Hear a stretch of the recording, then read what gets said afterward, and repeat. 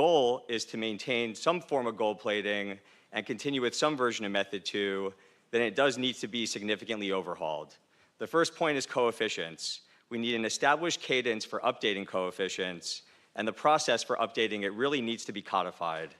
It'll also help address a much-needed fix to adjust for growth in the financial system. The second point is short-term wholesale funding. This is a key pillar of method 2.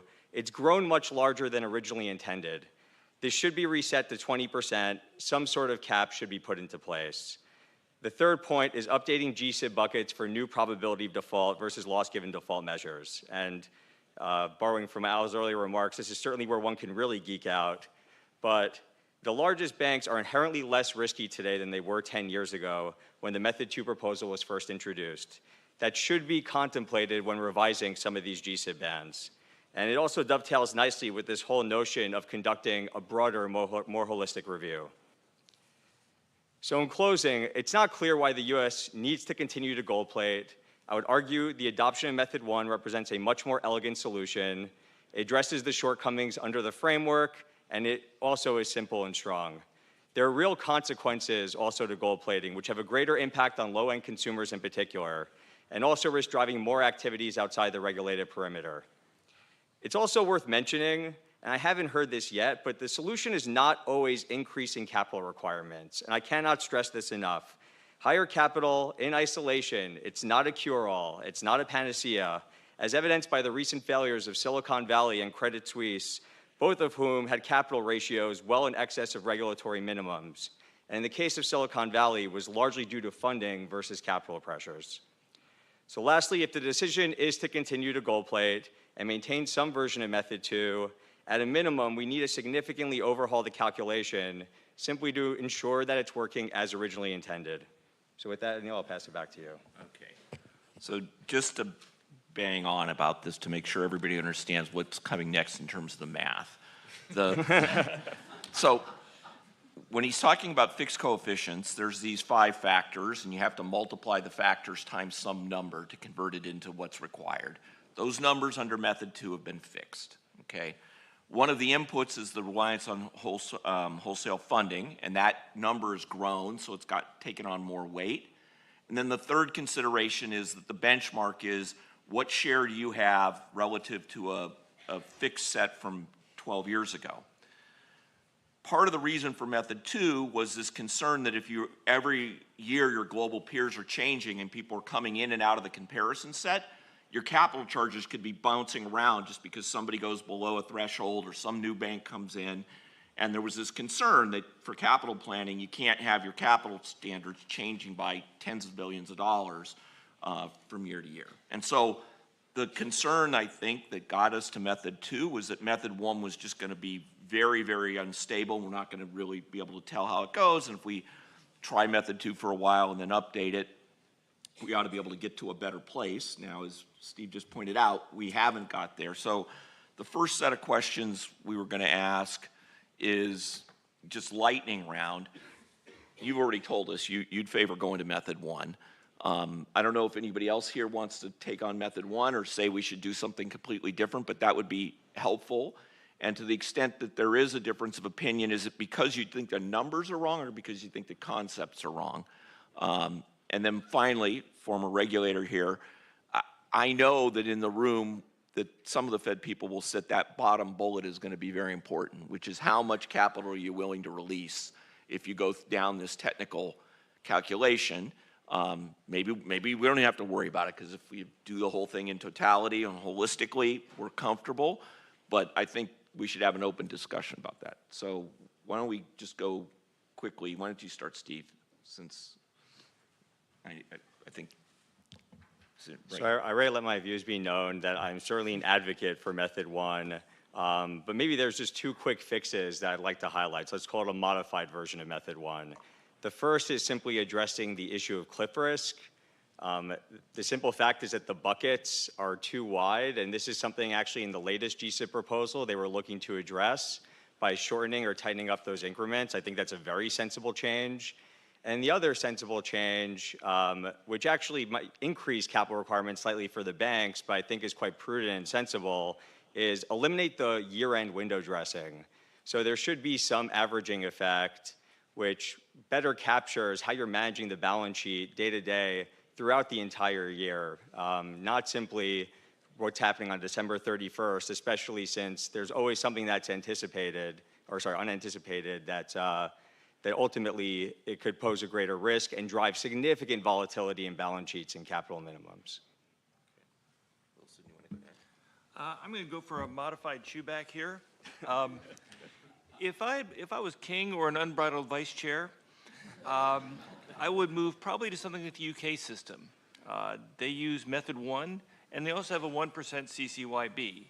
Now, some of you simplicity addicts in the room might say, geez, isn't that more complicated? Well, method 1 is pretty simple, transparent, it's been pretty stable, so that one is not super complicated. I know there are some weeds underneath it, but it hasn't moved around that much.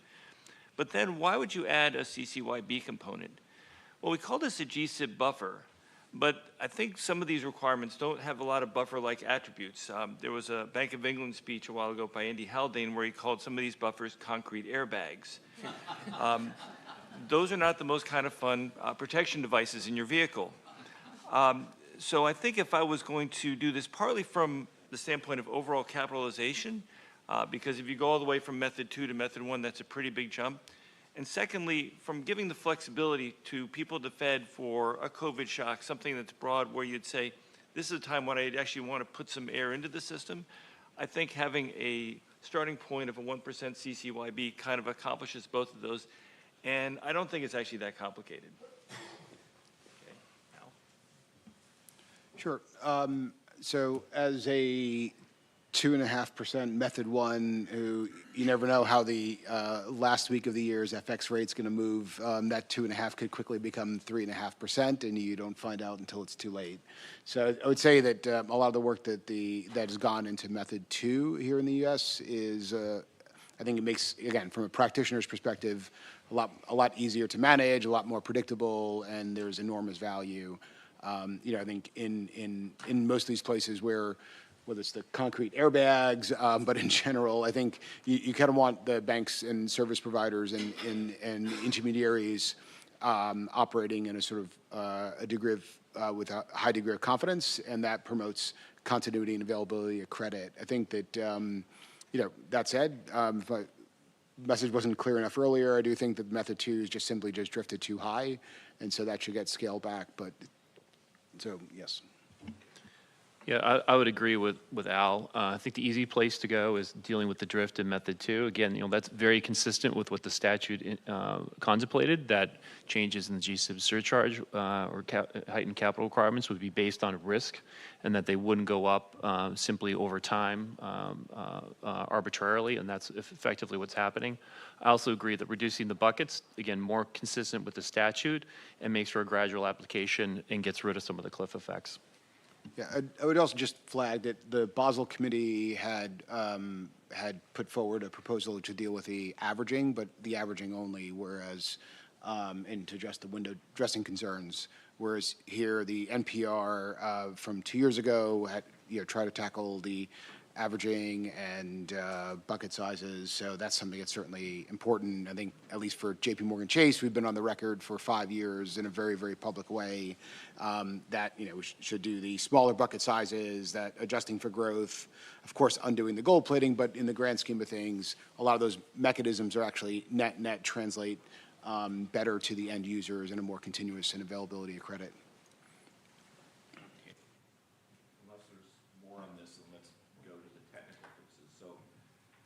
There are a variety of questions put out in the notice about other things that could be done. I've put a few of them here, but let me just start by saying, imagine you could fix one or two other things in the framework. Is there something that jumps out at you? Some of the questions that came from the staff are, how important is it that you have a credible resolution plan?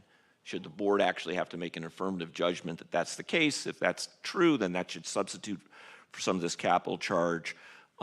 Is there a way to, figure out the quality of resolution planning more generally? So those are clearly complements to each other, or substitutes, I guess.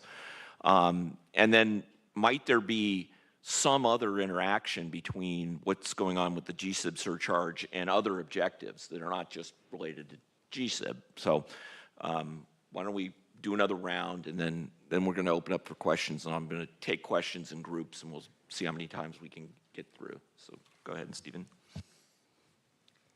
All right, I'm going to keep my comments tight because there are quite a few items I want to list here, but I already touched on window dressing. We already discussed cliff risk.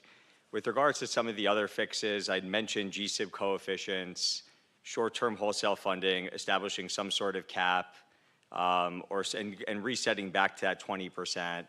And then just the most technical, but I think critical element is revisiting this probability of default versus loss given default framework.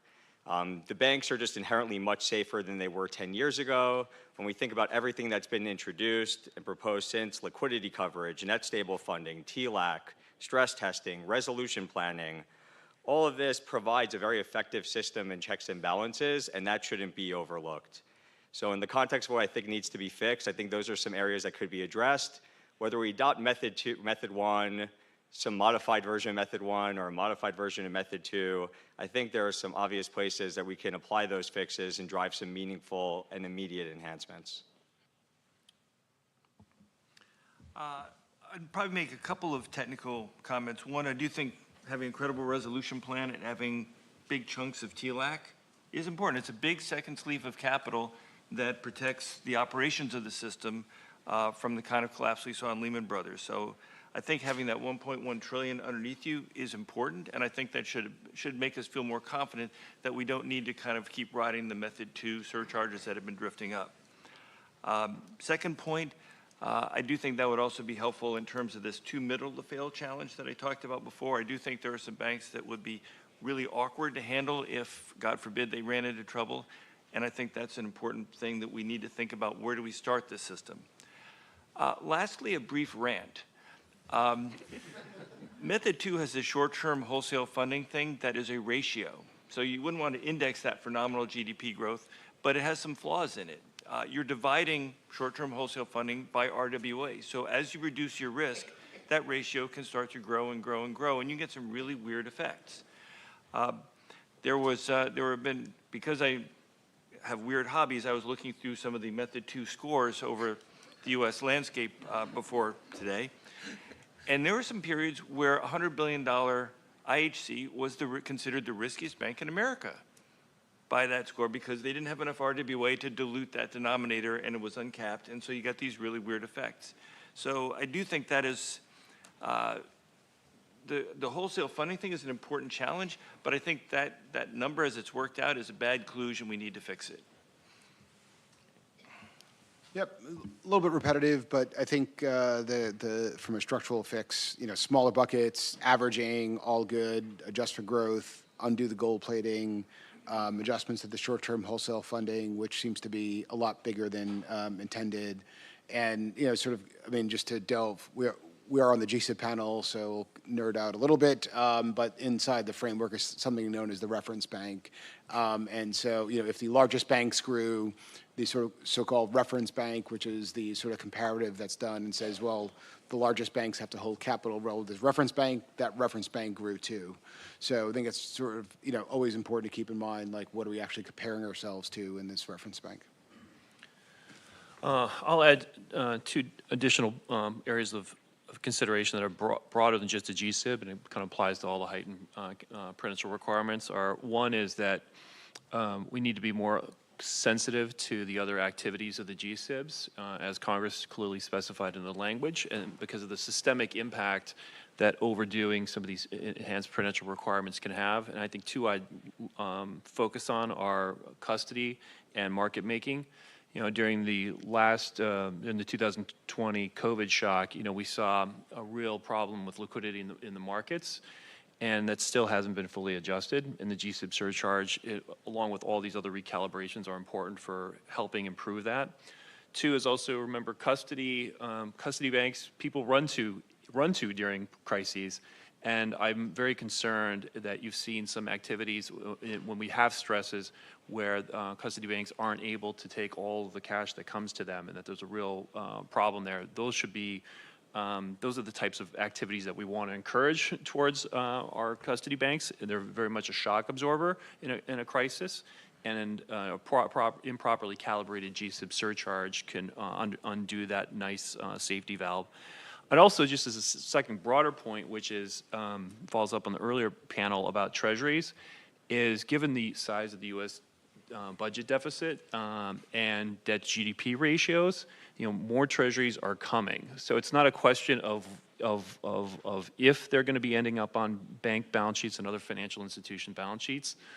It's going to happen, and I think it's best to start thinking about how, rather than a lot of countries deal with large issuances of government debt through financial repression.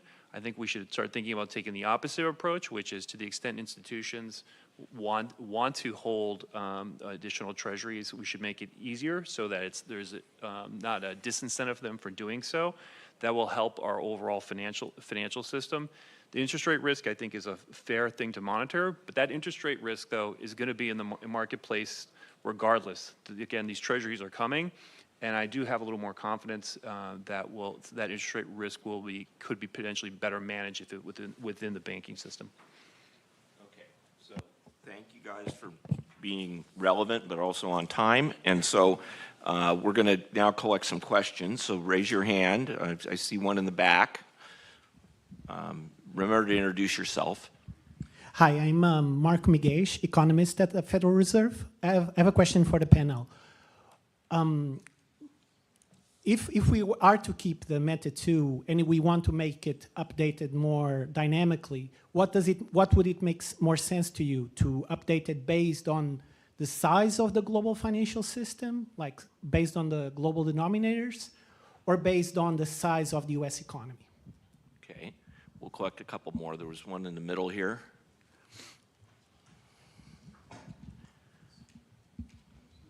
Thank you. Noah Cutler from Barclays. I'm wondering if you've given any thought, or you think we should give more thought to the GSIB methodology's cousin. This is the risk-based indicators and the tailoring framework, which affect the Cat 3 and 4 banks. So as you know, like today they share cross-jurisdictional activity and weighted short-term wholesale funding. And if you went to Method 1, they would only share one of these risk indicators. And so just thinking about how to make a framework that's simpler, potentially more coherent, like, do you think we should, give that a little more thought, like how those tailoring categories are working for the Cat 3 and 4 banks? Thank you. Okay, we'll take one more. Over here. Hi, Bill Demchak, again from PNC. Just something to keep in the back of your mind as you go through the work set to do this. In 23, with the rise in interest rates and the failure of the three banks, one of the largest GSIBs in the US came close. Wasn't publicized, but its marked capital ratio went below 3%. And, you can argue the GSIB ratios, number is too high, but we had a giant bank come close. Personally, I think the fix to that goes back to EVE and some measure of actual balance sheet risk as opposed to how much capital you hold. But my point is, if you're not going to measure the risk correctly inside of a balance sheet, trying to make up a capital number is irrelevant. Okay. All right, so we've got one question on very specific GDP or global bank size for the updating, another on tailoring, and then were we all being too rosy because we had a near miss that we don't like to talk about amongst the GSIBs? So who wants to go first? I want the near miss. Okay, I'll jump in first. To the first question, I'd go for the size of nominal GDP. We've had periods, I lived through the 2000s when there's a lot of financialization growing through the economy, and if you had it indexed to the size of all the other banks, but all the other banks are growing like Topsy, you don't bring any extra capital in the system during that period, and the financial system can grow relative to the real economy, relative to the government. So I think it's a little bit better to tie it down to the real economy, to the thing that ultimately we all work for, as opposed to a race where you could get some strange periods of financialization that might have an effect. I'm going to dodge the RBI indicators question because I don't know anything about it. And I think Bill's comment about balance sheet risk is an important one. I remember talking to some of my European friends who were making fun of us for not controlling interest rate risk in the banking book better in the United States. I hate being made fun of by those guys. It's not fun. But unfortunately, in this case, they had a point, and I think that was something that, the interest rate risk in the banking book did bring down Silicon Valley Bank. They had no equity if you mark things to market. Pretty much same thing with First Republic. And there needs, although it's a complicated question to Randy's comments, I think those guys are way over their skis. So I think there's ways you can do it in a moderate way that prevents you from skiing straight into a tree, but having a little bit of a guardrail against some of that stuff.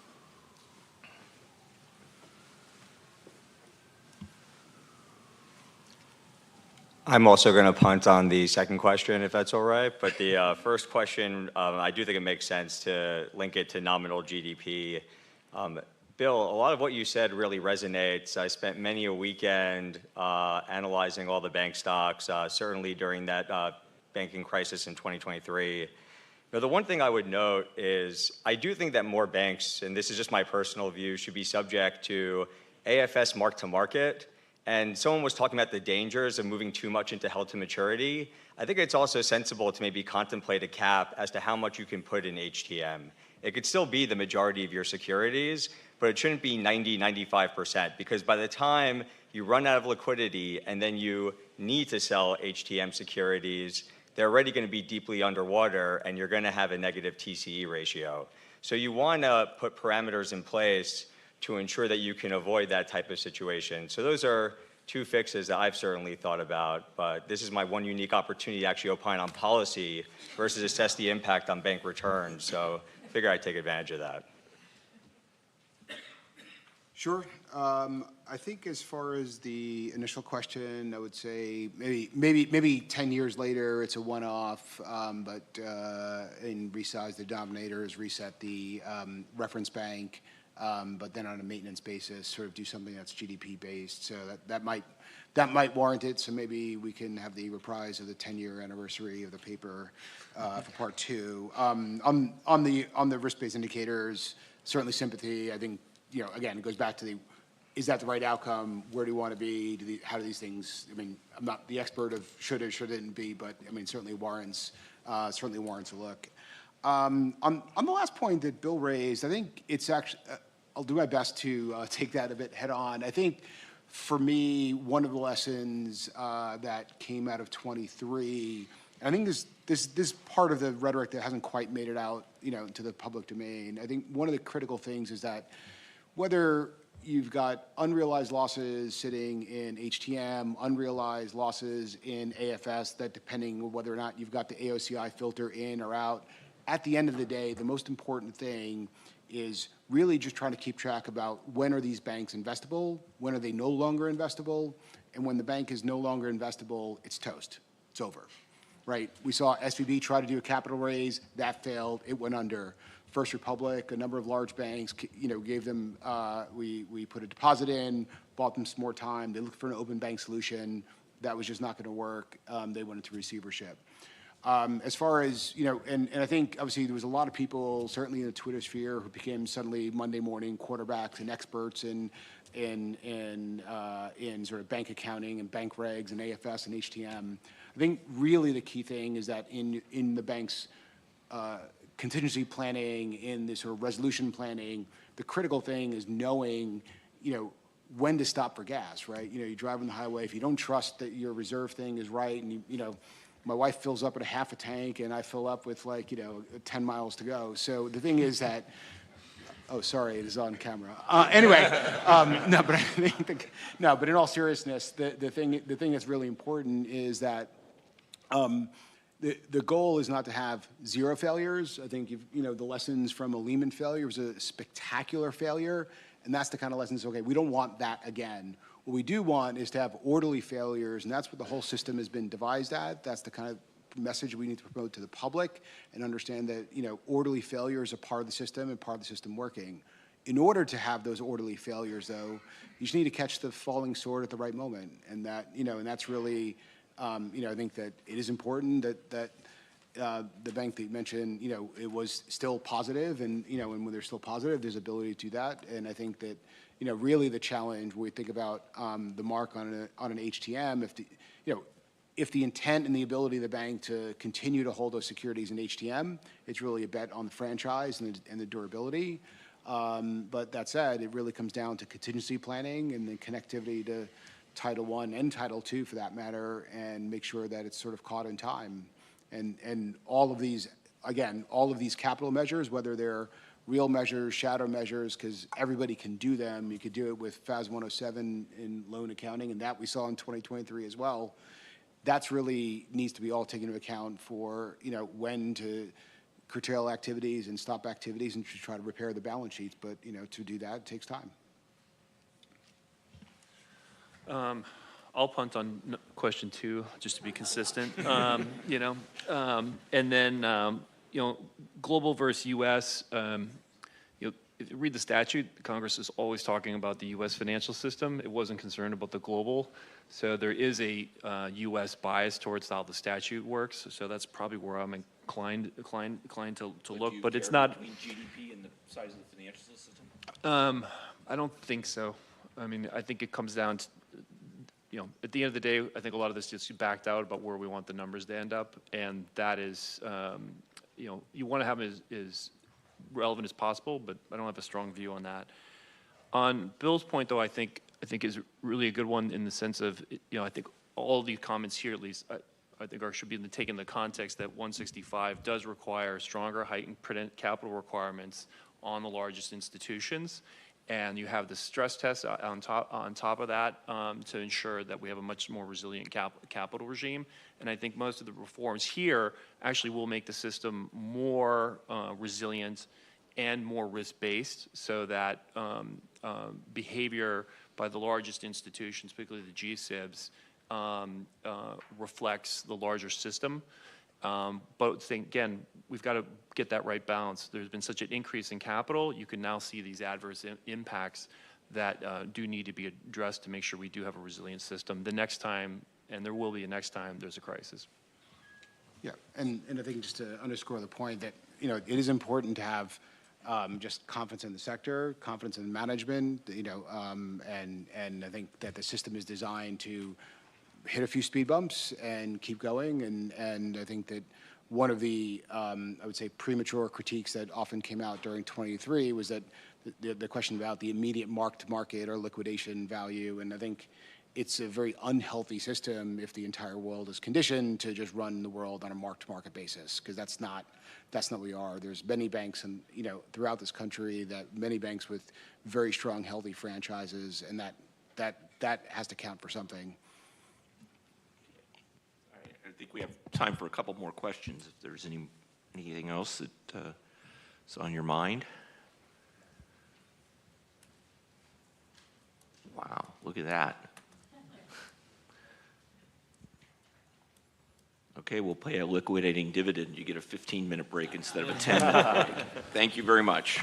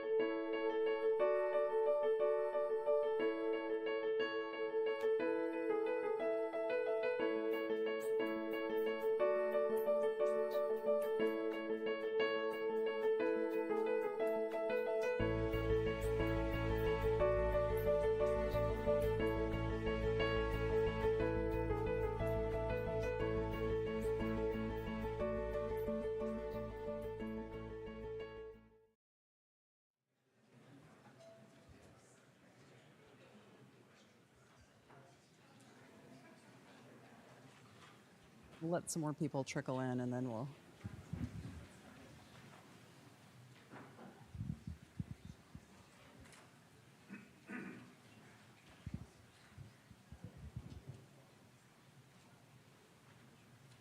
Well, good afternoon, everyone. Thank you so much for being with us for this day of our first ever Capital Conference. We're really looking forward to all of the conversations that we're having today, especially for what we're going to take away as we're continuing to do our work within the interagency and also with the Federal Reserve on capital, and as we're looking to the future of banking more generally. I also want to take a moment to thank our panel participants before we get started with our fireside chat this afternoon. Thank you for taking time to be a part of this important conversation as we're thinking about what regulation will look like in this space and in many others. We really look forward to engaging with you as we continue to have these discussions. But today, in many ways, is about the future of banking. And with that in mind, we'd like to now turn to another influence that's shaping innovation in finance.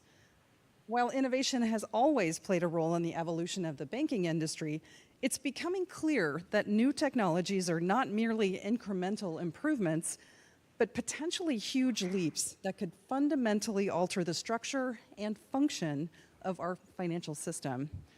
One of these technologies, of course, is artificial intelligence.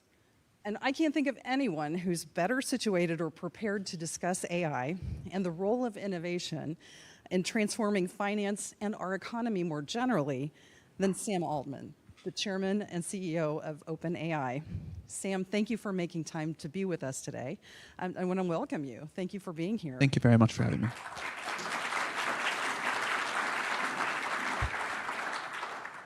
It might be helpful just to sort of frame where we are with the landscape of AI and innovation more broadly. Would you just kind of set that framework for us? Sure. Only 5 years ago, AI was still thought of as something that was in the distant future if it was going to happen at all. And even 2.5 years ago, which was right around the time ChatGPT launched, it still hadn't moved past the sort of nerds in Silicon Valley. ChatGPT launched on November 30th of 2022. That was even before GPT-4. And since then, the progress has been quite rapid. The adoption, the economic impact has also started to be quite rapid. Just last week, we had a model that was able to achieve gold-level performance on the IMO. This is something that I think if you told most people in the field would happen even a few years ago, they would say absolutely not. You know, that's as good as our smartest humans that are true experts in their field. We're now hearing from scientists saying they're 2 or 3 times more productive. We're hearing from computer programmers that say they're 10 times more productive. It's completely changed what it means to write software. We have systems already that can perform at expert level intelligence in many, many fields. Now, they cannot operate on tasks that are as long horizon as humans can, so there's still a big limitation there. But even if progress were frozen right now, which of course it won't be, I think we still have years ahead of us for society and the economy to really digest this technology and figure out what the impact is going to be. You know, there was a saying for a long time that I thought was great and we should try to get to again, which is electricity too cheap to meter. And we didn't quite deliver on that as a society, although I think we still should. It does, in fact, look like we're about to deliver on intelligence too cheap to meter. We've been able to drive down the cost of each unit of intelligence by more than a factor of 10 each year for the last 5 years. Looks like we'll do that for the next 5 years too, maybe even more. This weekend, I used one of our upcoming models to do a computer programming task that I had wanted to do, sort of like a home automation nerd, and I wanted like the lights and music in my house to do this specific thing. I knew that before this technology, it would have taken me days to do that. I was hopeful that with this technology, given our recent progress, I'd be able to do it in hours. I was able to do it in 5 minutes. The AI did almost all of the work. This is something that, you know, just a year ago, you would have paid a very high-end programmer 20 hours, 40 hours, something like that to do. And an AI did it for probably less than $1 worth of compute tokens. So this is an amazing change, and the speed with which it has happened, the speed with which it will continue for the next few years, I think is still quite unappreciated. We weren't sure even a year ago how much further our current research roadmap was going to continue if we're going to hit some sort of limit. At this point, it looks like we've got many years ahead of us of almost certain progress. Well, fantastic. That really helps us frame the next conversation, which is you're talking to a room full of people in the financial industry and in banking, many of whom are already thinking about how they're going to use AI or already using AI. But how could you compare the potential for AI and productivity with other tech gains that we've seen in the past? Now, you know, I'm of the age that I was just starting business when the internet became something that we used more broadly. So how could you kind of frame that for us? And is there an analogy that you might use to describe where we are? I've never seen a technology revolution quite like this.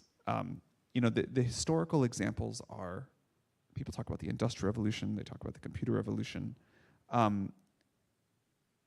The internet did change a lot of things, but I don't ever remember something that, you know, would have cost $10,000 of knowledge work a year ago costing $1 or 10 cents or whatever it would cost now. Like, this is, you know, for my programming example from a minute ago, I think this is just unprecedented. Now, it doesn't work like that for everything.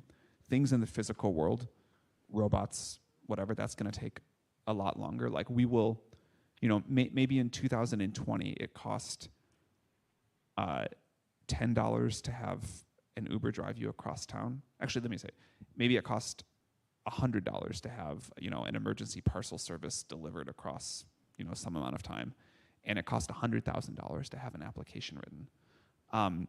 In 2030. Maybe to have that software application written costs literally 10 cents, $100,000 down to 10 cents. And having that package delivered has gone from $100 to $1,000. And, you know, it's going to take a while for the robotics, for the full humanoid that can drive the car, take out the package, go upstairs, push the elevator button, the whole thing. That's just going to take a little while. But for tasks that can be done in front of a computer, it's quite, I don't know any precedent for what's happening. The analogy that I like the most, people say, you know, is this like the Industrial Revolution, or, you know, well, is this like something else? The one I like is this is like the transistor. The transistor was a discovery of really deep science physics that turned out to be very hard to discover, easy to understand once you understood it, completely economically transformative, and the value sort of diffused throughout all of society as a massive productivity win. But there was a short period of time where there were a lot of transistors, they called semiconductor companies, and it was this huge boom. And most of those are now kind of like in the background. You're all using devices with lots of transistors in them. They're all over this room. We don't think about this as a transistor device or that as a transistor device. You know, we think of this as like a microphone and a computer and a screen and a camera and whatever else. But this technology was an incredible discovery. It changed what we were able to build. It became part of kind of everything pretty quickly. And you don't talk about companies much as transistor companies, except maybe companies like TSMC or SK Hynix or something like that. And in the same way, I don't think you'll be talking about AI companies for very long.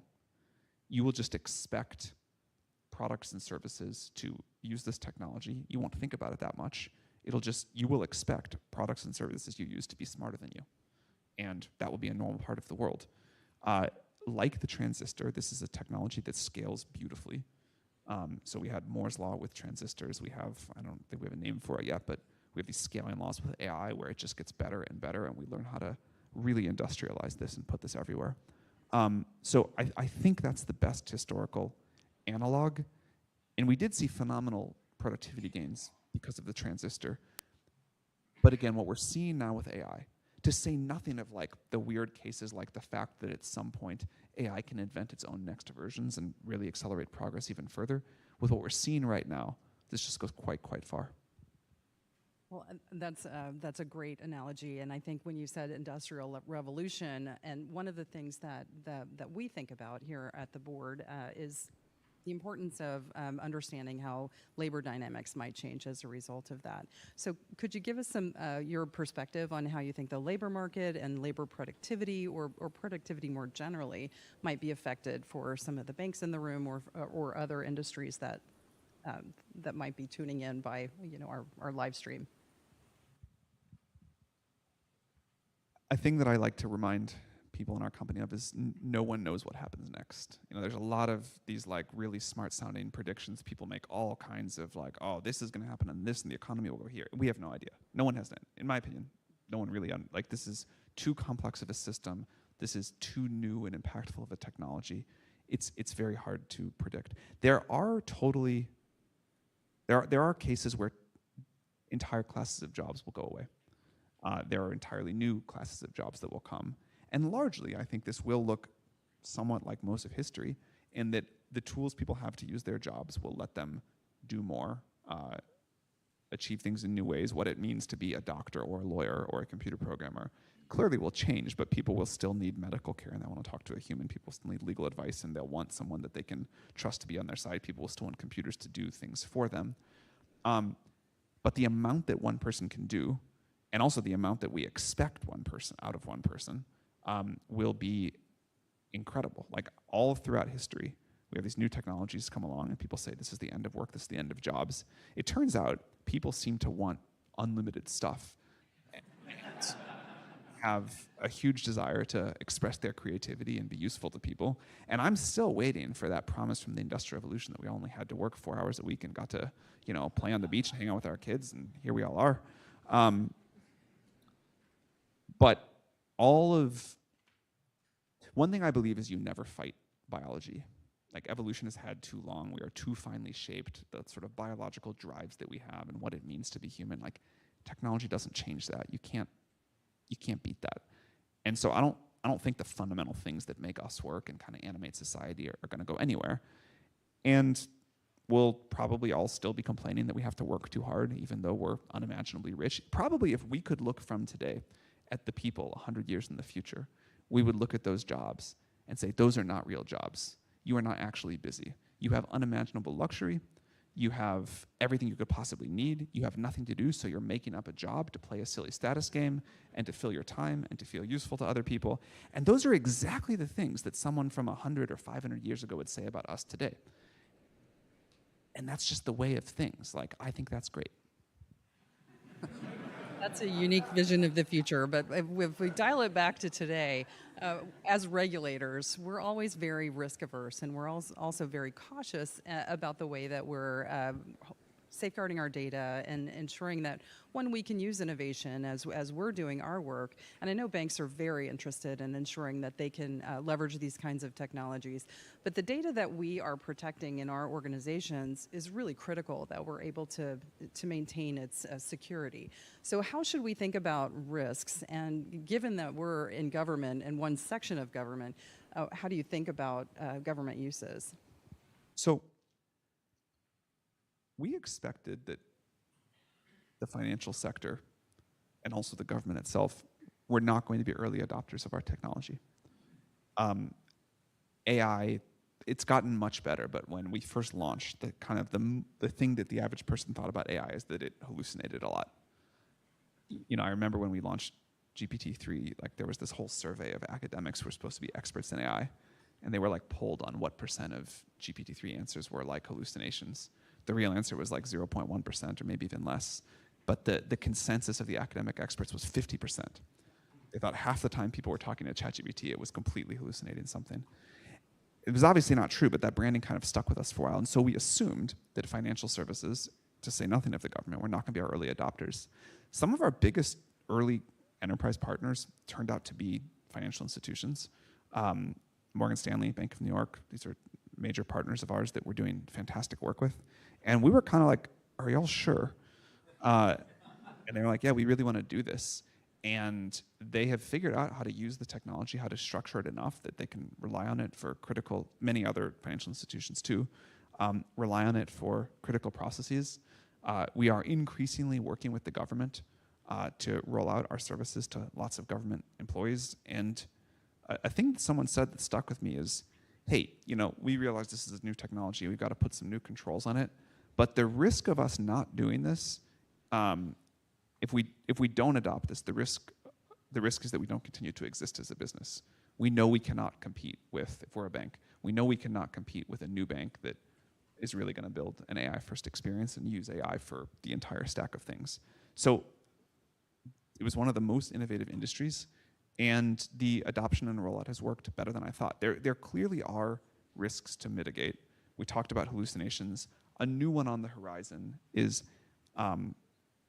what's sort of called prompt injections. The idea that once a model really becomes personalized to you and your data, someone else can kind of trick it to tell it something it shouldn't. I may know a lot of private information about you, but I understand when I can share that with him and when I can share that with her, and that I should never share it with him. And the models, that's a new thing that's happening, is the models get all of this personal information in them. So there's some work to do there, but we've been able to kind of go through these risks carefully and manage them, but really deliver a lot of the upside. Speaking of personal information and those kinds of things, I might just pull a thread on that. And you may not know much about this, but this is something that the banking industry is really interested in right now, is fraud and the impersonating individuals to facilitate fraud. Are there ways that we could mitigate that kind of activity, or that we should safeguard if there is the use of AI or identification of that type of impersonation? Great question. I am very nervous about this. A thing that terrifies me is apparently there are still some financial institutions that will accept a voice print as authentication for you to move a lot of money or do something else. You say a challenge phrase and they just do it. That is a crazy thing to still be doing. AI has fully defeated that. AI has fully defeated most of the ways that people authenticate currently, other than passwords, but all of these fancy, take a selfie and wave or do your voice or whatever. I am very nervous that we have a significant impending fraud crisis because of this.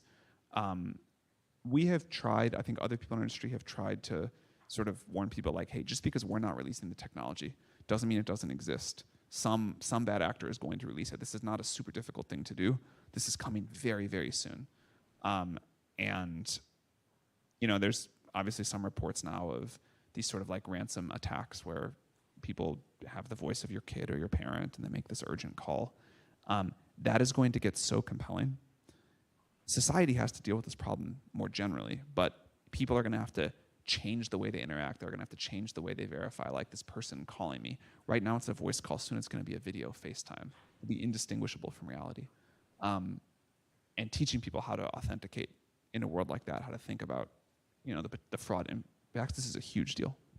That might be something we could think about partnering on, the identification of those hallucinations or the intentional impersonations. I think would be a really beneficial thing to engage in.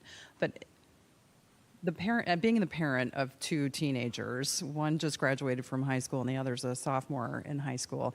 Apparently, a lot of these kids these days are using ChatGPT and other AI to facilitate their work and to complete high school. Do you have thoughts about that and how AI can be used in a beneficial way instead of in this way for kids and with teaching? Let me tell two stories and then I will answer that. I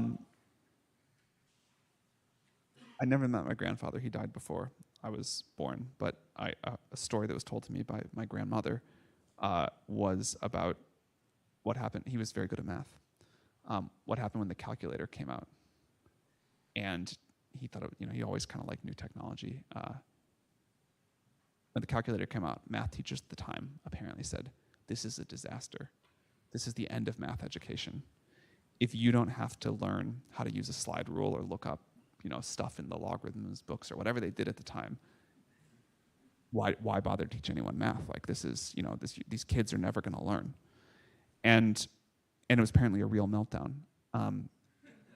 And of course what happened is, with better tools, we use our brain power for something else. We start teaching calculus in high school. We start exposing people to more advanced math. My own version of the story was when I was in junior high and Google came out. And the teachers at the high school, I heard this from the older kids, were really panicked. Because if there was this crazy new thing called Google, you didn't have to memorize facts. You didn't have to memorize the year that a certain war was fought. You could just look it up and what was the point of history class? And if you didn't have to fire up your car and drive to the library and learn to use the card catalog and then walk down and try to find this book, but someone had checked it out and then try to find some other book.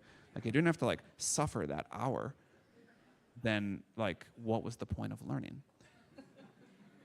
And I had gone to the library and used the card catalog as a little kid a little bit. And I was like, no, that's a really bad experience. I could do something better with that hour of my life. And again, what happened, so there was this brief effort at my school to ban Google and get these pledges not to use it and whatever. And then people realized oh man, we can give our students more tools and we can expect more out of them. And sure, maybe they drive to the library a little bit less, but they can use that time to think harder or come up with new ideas or do whatever. And that was really great. We expect more, we get more. The potential is higher, but the expectations are much, much higher. And I think it's the same thing now with ChatGPT. It is totally true.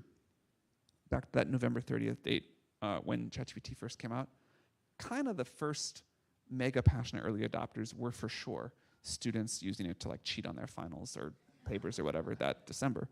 And you had these school districts falling all over themselves to see who could ban ChatGPT the fastest. So we launched November 30th. By December 7th, some people have banned it. By December 14th, it's really careening off the cliff. Schools leave for the break, and it looks like ChatGPT is never going to be allowed inside of any educational institution again. It's a 2-week-old product. It's done. By the middle of January, you start seeing these things from principals, from superintendents, from serious high-up people in the world of education saying, actually, we made a huge mistake. This is the best learning tool ever. Our students, at least our sort of self-starting students, are using this to go learn anything. If we ban this from our schools, we're just not going to be globally competitive. And we've got to retool our curriculum because this is like the calculator. And now we have a calculator for words. So sure, maybe a take-home essay is no longer the right way to evaluate a student, but that process of learning to write an essay, that process of thinking better because I still write things that I never show anybody else just to organize my thoughts. That's really important. So we said, great. Now, the good news is students for sure have learned how to use this to learn better, to teach themselves to think things, to think in new ways. We're going to roll out a new way to help students learn better with ChatGPT very soon. The bad news is, on the whole, in those 2.5 years since, the curriculums have not moved as much as we might have hoped. People seem to have a lot of energy that they were going to have to start educating and evaluating in new ways, and then kind of the molasses of the education system did its thing, and we're still giving a lot of take-home essays. And I think that's a losing battle. We should be teaching people to use, give them assignments that require them to use tools like ChatGPT. Cannot be done without it, that's fine, but expect much more out of them. And I still hope we're going to get there. Sounds like a transformation of our education system. But it has to be. These kids are going to grow up and be adults with unbelievably powerful AI, and if we're not training them for that world, we've really missed the mark. That's very helpful. Thank you. I'll make sure my daughter understands what our expectations are as she's finishing high school. But to move back to some things that you've talked about in the past and to move a little bit back to the business community, you've said that AI will make small businesses or it's going to create an environment for entrepreneurs that's going to be second to none. A new era, I think, is what you called it. How do you see small businesses? That's something that a number of our board members are really engaged in, and really we care about making sure that there's new business formation and that there's opportunity there for new entrants in that. How do you see that being transformed, and not just for the Silicon Valley small businesses or new entrepreneurs there, but more broadly? So the first thing we saw with ChatGPT, as I mentioned, was students. One of the coolest things we saw pretty quickly after was everybody who worked at OpenAI started to get these stories of how people were using ChatGPT when it was still very novel in their business life. And everybody has their favorite, but I'll tell you my favorite. I was in an Uber, and the Uber driver was telling me about this amazing new thing called ChatGPT and asking if I'd heard of it. And I was like, oh yeah, what are you doing with it? And he was like, it's the craziest thing. I have this small business. It wasn't quite working, but now I have like an employee in every area. It does contracts for me. It answers my customer support emails. It helps me come up with my marketing stuff. It designs my thing. He goes down this list. And he basically had this business running on ChatGPT. This was before it was a common thing. This is before GPT. This was an extremely early adopter. But he had figured out how to run a business on ChatGPT. And it was not like he was taking jobs from other people. Like his business just would have failed. He couldn't pay for the lawyers. He couldn't pay for the customer support people. He didn't know how to get someone to design the advertisements for him. He didn't know how to have a system that could automatically bid for ads on the internet for him. And ChatGPT just did all of this. Now, obviously, it's much better now. Now we have a whole industry around us that builds tools with our API to make people really, truly one-click automate all those things I just talked about.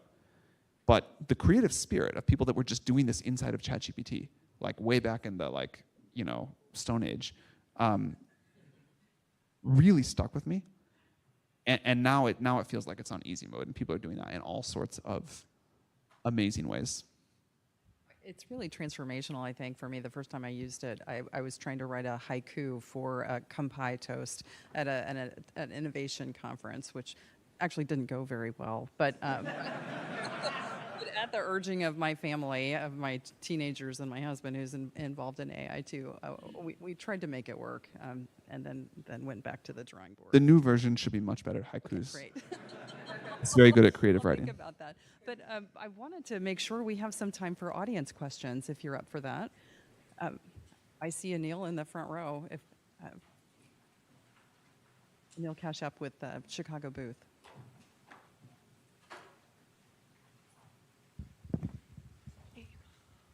Hi. So I assume one of the things that financial institutions will begin doing is using this to mine their data, maybe to do credit scoring, credit evaluation.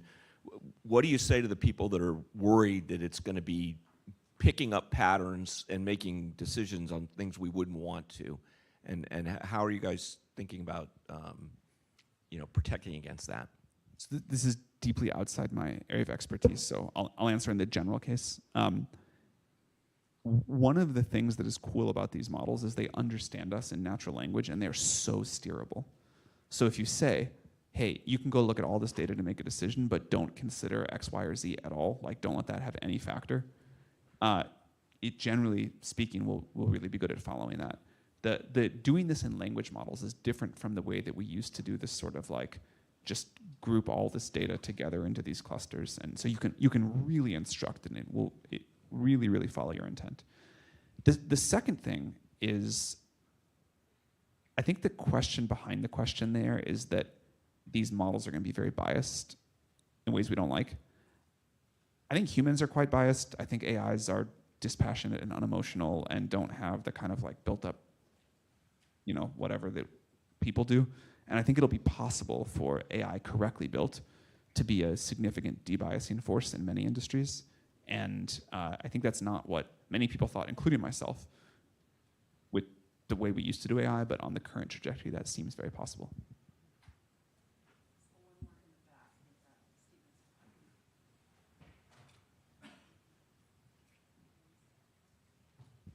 Hi, Sam. Stephen Scott with a company called Starling.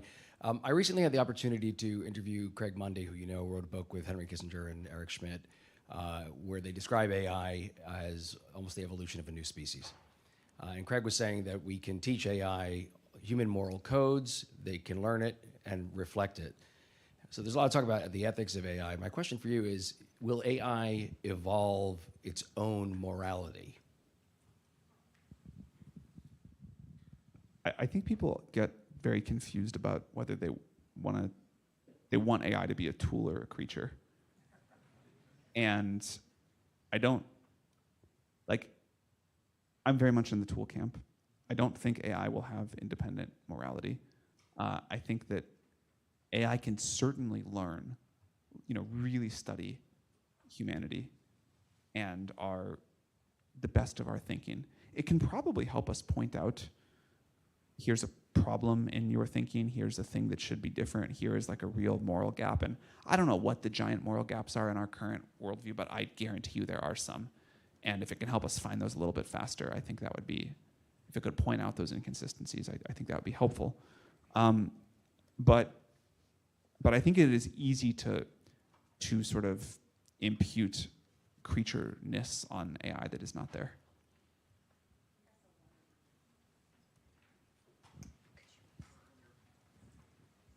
Thanks. I read recently, it's weird to use the phrase traditional internet, but there are some people who say that AI will sort of destroy or really reshape the traditional internet, whether it's search, whether it's lots of other things.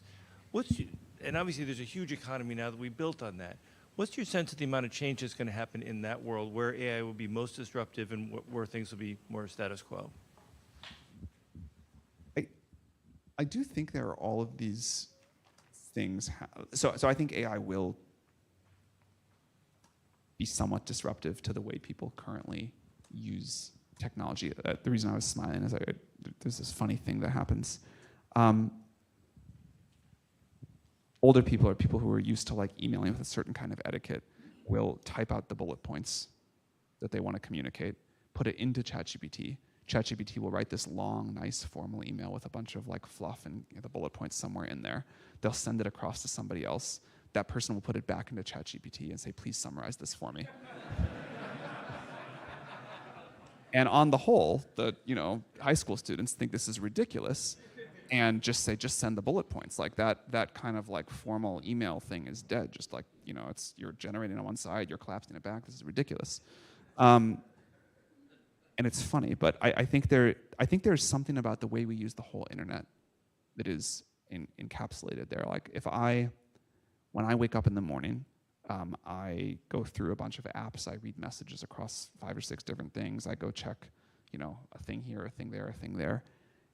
And what I really would like, and then my phone all day long is just like blowing up at me, and it feels like I'm like walking down the Las Vegas Strip and these things flashing at me, and it's very distracting. People like shoving things in my face.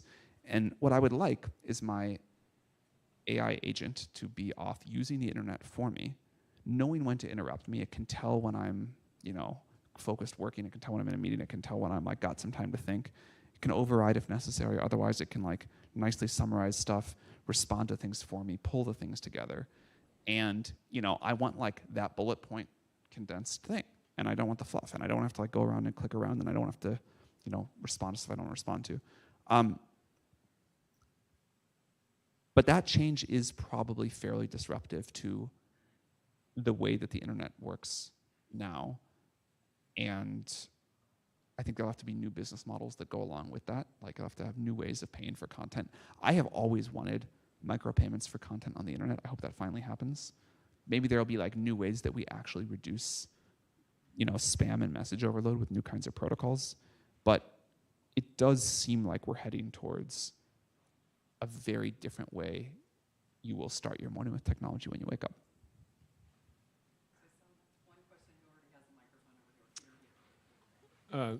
I'm Peter Hooper, Deutsche Bank. Sam, thank you very much for prolonging a career here, at least raising productivity as the years advance rather than seeing a drop off. You mentioned you're expecting significant job losses and significant job gains. Could you talk a little bit more about the areas and the potential disruption that could cause?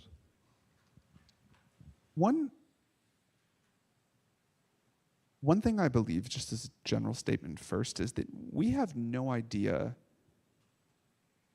really kind of like how much more labor supply it would really take to meet true demand today.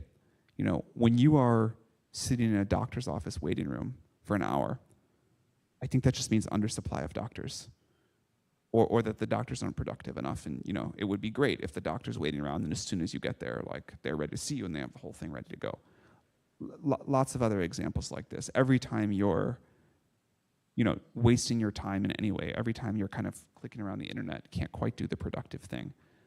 I think we are in an undersupply of labor to a degree that is going to look horrible in retrospect. Now, some areas, again, I think just like totally gone. I don't know if any of you have used one of these like AI customer support bots, but it's incredible.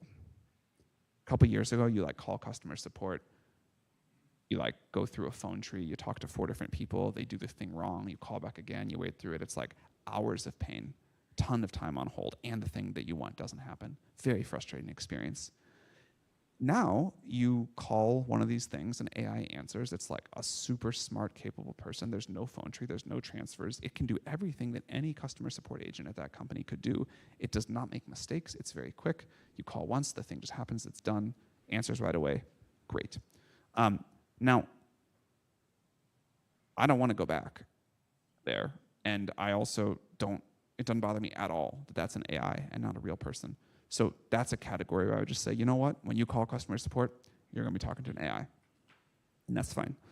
A lot of these other things, I really do want a human doctor. ChatGPT today, by the way, most of the time can give you better, it's like a better diagnostician than most doctors in the world.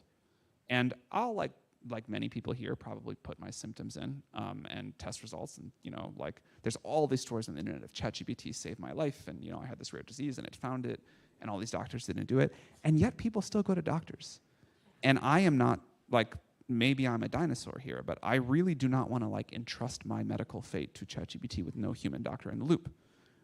Would anybody here rather just have ChatGPT diagnose them than a doctor?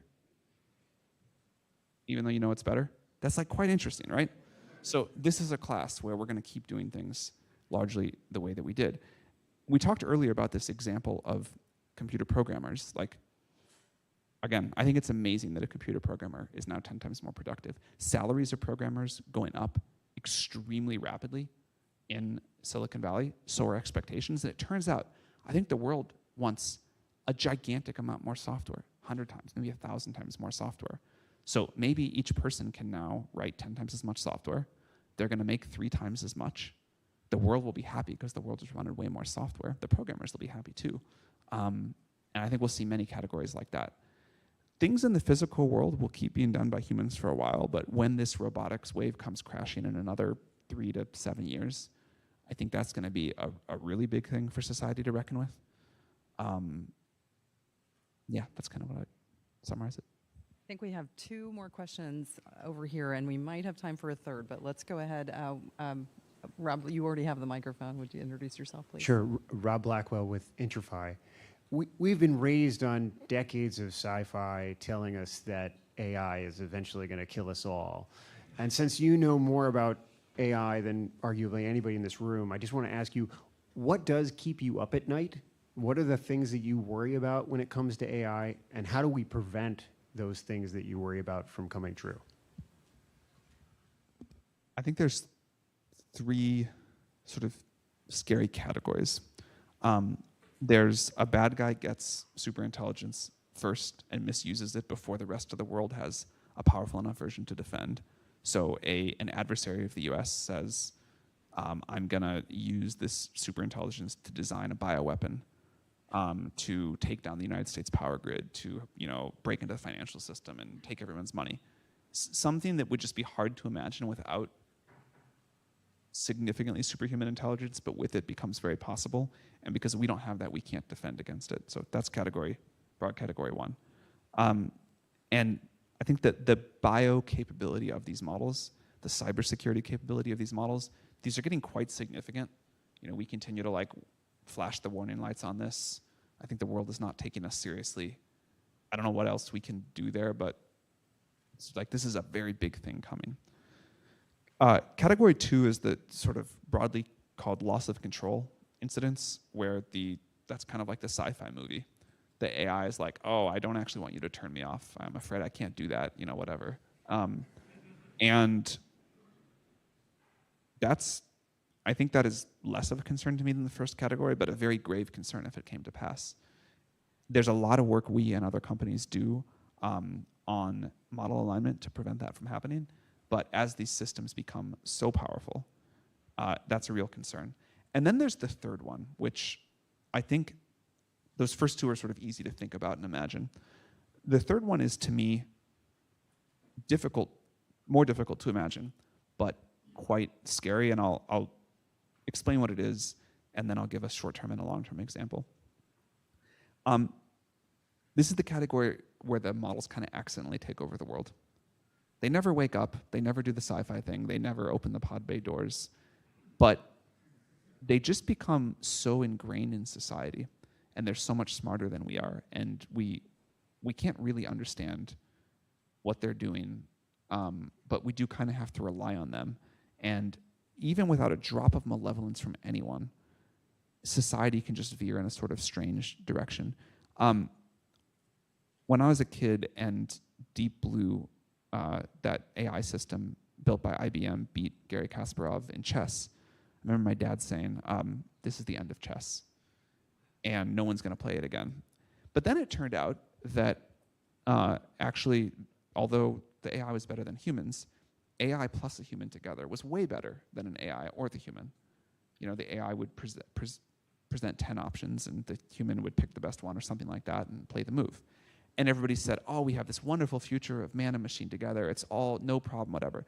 That lasted 2 months, 3 months, something like that.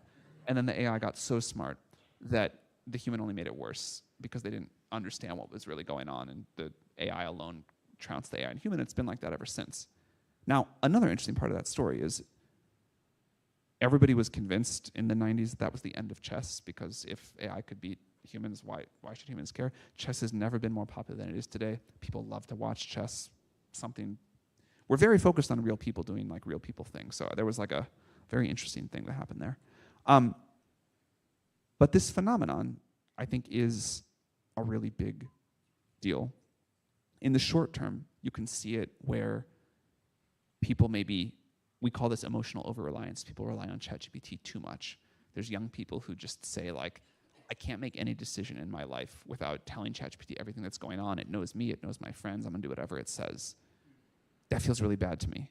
And is a really common thing with young people. And we're studying that, we're trying to understand what to do about it. Even if ChatGPT gives great advice, even if ChatGPT gives way better advice than any human therapist, something about kind of collectively deciding we're going to live our lives the way that the AI tells us feels bad and dangerous than a bunch of things like that. The longer term category is, you know, back to that chess example. What if AI gets so smart that the President of the United States cannot do better than following ChatGPT 7's recommendation, but can't really understand it either? What if I cannot make any better decision about how to run OpenAI, and I just say, you know what, I fully hand it over. ChatGPT 7, you are in charge. Good luck. That might be the right decision in any individual case, but it means that society has like collectively transitioned a significant part of decision-making to this very powerful system that is learning from us, improving from us, evolving with us, but in ways we don't totally understand. So that's the third category of how I think things can go wrong. I think there was one question behind you, Rob. And then I might just ask you to wrap up by helping us encourage innovation in the banking system and how you might recommend we do that. Hi, Joe Cavatoni with the World Gold Council. I think you're kind of touching on it in your third example that you've just given. Can you give us a little bit of thinking on what you're thinking about developed markets and the benefits that come to developed markets with AI, also developing markets? Because this is potentially a level-setting phenomenon that could develop, correct? Very much. I think it'll be a deeply level-setting phenomena. Like, you know, maybe you don't love the healthcare or the banking system in the United States, but at least you have one. You know, at least you can get financial advice, at least you can get medical advice. In a lot of the developing world, the alternative to ChatGPT doctor is not a real doctor, it's nothing at all. And then you definitely rather have this. And if this keeps getting better fast enough, maybe you just get better service in the developing world in a bunch of ways. But I am very interested in what it means to give everybody on Earth like a free copy of GPT-5 running for them all the time. Every business really enabled with this level of technology to be able to give better financial advice, to detect fraud better, to underwrite risk better. Again, watching what is possible now makes me very optimistic. In the developed world, I think the biggest challenge will be risk tolerance and regulation for very good reasons, but about how quickly do you want to adopt these things. And I think, like we've seen with a few other technologies, in much of the developing world, people will just skip a few generations. It'll feel like, mobile and the internet sort of, and they'll go right to just, we're going to run everything on AI, and we're going to deliver goods and services, at least services, at 1/100th of the cost. And I think you'll see some economies transform there very quickly. I do think that obviously I'm most familiar by far with how things work in the United States, but I do think financial services here should just be completely different in another decade. Like the way that we move money, the way that we give financial advice, the way that we think about underwriting risk. It just seems like we can so dramatically improve all of that so quickly now. How do you see OpenAI or your services facilitating that evolution? And how can we as regulators think about what the constructs should be as we're implementing or allowing for innovation to occur? Promise I didn't come here for the TV commercial, but we'd love to work with any of you, of course. No, whether it is us or one of our competitors, I think that just in the last 6 months, as reasoning models have really rolled out, this transition from these models that could think not at all and had to give an instant response to models that can think for many seconds or many minutes. And the robustness and reliability that's come with that means that for an industry like this, I think the technology is finally really usable. And a lot of people have not tried the latest generation of models. But I think if you do, you'll be like, oh, this is like much smarter than most people. And then on the government side, I think it's the same thing. Like government has got to embrace this technology, and we'll be able to do everything better. Well, thank you, Sam, so much for joining us. We ran a little bit over time, and I'm sure everybody's ready for lunch. Thank you very much. Sorry for keeping you.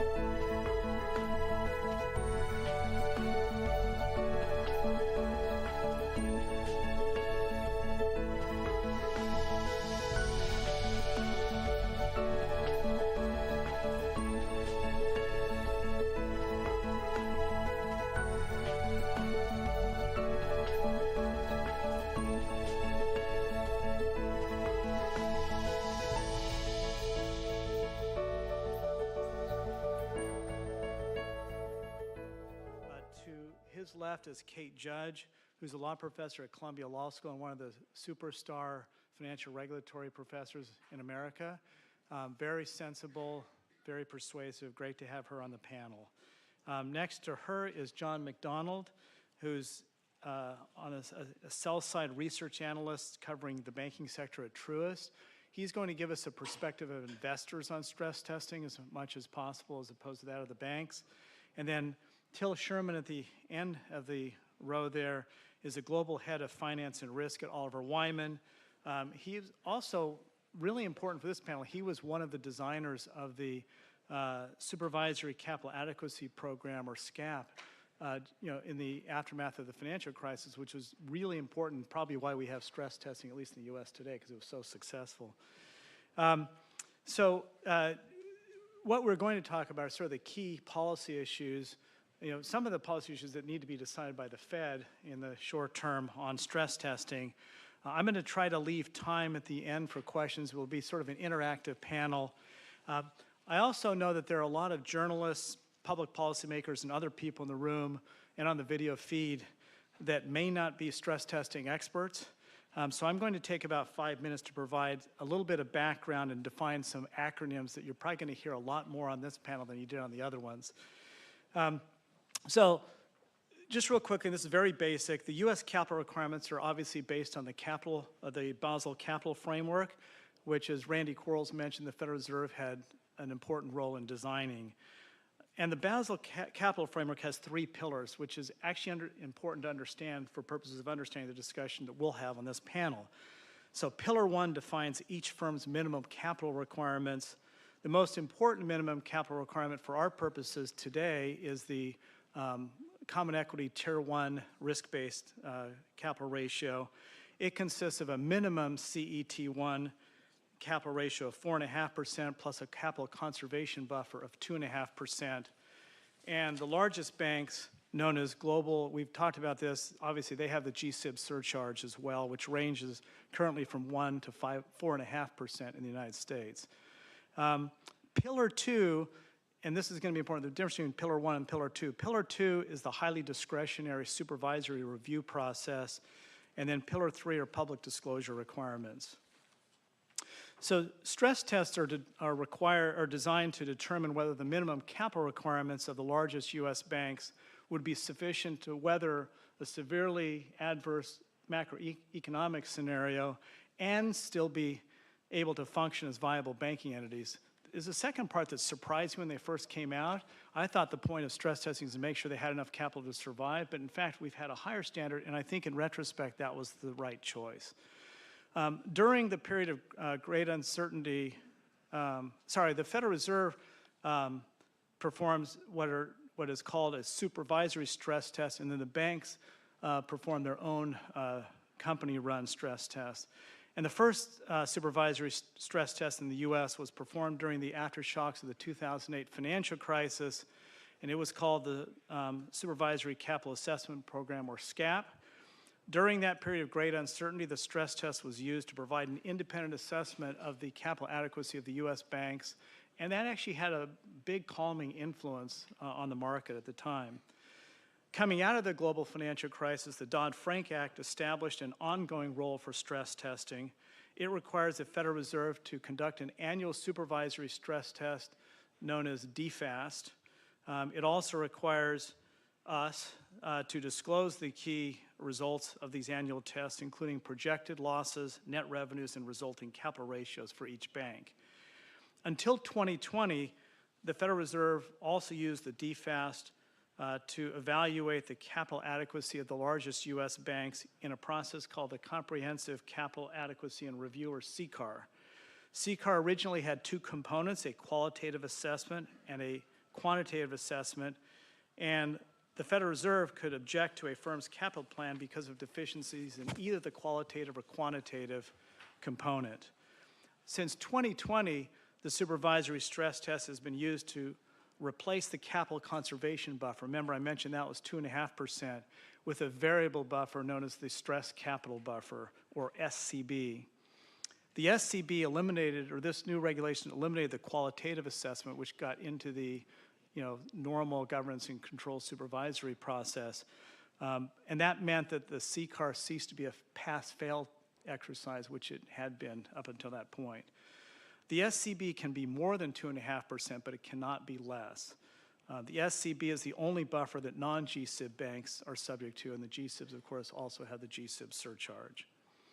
In 2023, the Federal Reserve started using exploratory stress scenarios. The exploratory scenarios were designed to provide additional information about risks that are not typically captured in the stress test, but without actually affecting the capital requirements. Mainly because of difficulties in projecting trading losses and net revenues, and honestly, because of weaknesses in the Federal Reserve's supervisory stress test and stress models, the results of its annual stress tests have been quite volatile from year to year. The Federal Reserve has tried to address this volatility in two ways. First, by additional transparency about the models that would allow the banks, academics, and broader public to help the Federal Reserve identify and fix flaws in its model. And second, and most recently, we proposed a regulation to average the results of the stress tests over a 2-year period to reduce the amount of volatility. So with that background, I'm now going to turn to the questions on the panel and then kind of elaborate on what we've seen in terms of volatility. So that if you've looked at the 2025 DFAST results, which just came out, they showed an aggregate drop of 1.8 percentage points in the CET1 capital ratio compared to an aggregate drop of 2.8 percentage points in the 2024 DFAST results, which is a pretty big variation. That volatility is partly explained by the scenarios, which turned out to be less severe in 2025 than they actually were in 2024. But part of the volatility is attributable to flaws in the supervisory models. Now in 2019, you'll see where I come on this. I gave a speech at a Federal Reserve internal conference on stress testing. The principal argument against full transparency has typically been that it's like giving students the answers to an exam in advance, allowing banks to game the stress test. Okay, so Till, let me start with you. So with that, introduction, what's the best way for the Fed to address the problems of flaws and volatility in its supervisory models? More transparency, averaging, adjustments to assumptions, or something else?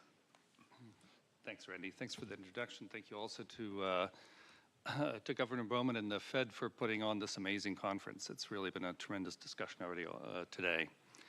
So of the three elements of the capital framework that you described, stress testing is by far the most model dependent. So it's right for us to spend a lot of energy, a lot of time looking at models and whether or not those models are in fact robust.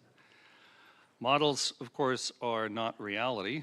They're a representation of reality, and they're a representation of reality that gets more and more complex. So I have sympathy with what Mike Mayo articulated earlier today, which is, I want something simple, but I want something strong. Part of the framework that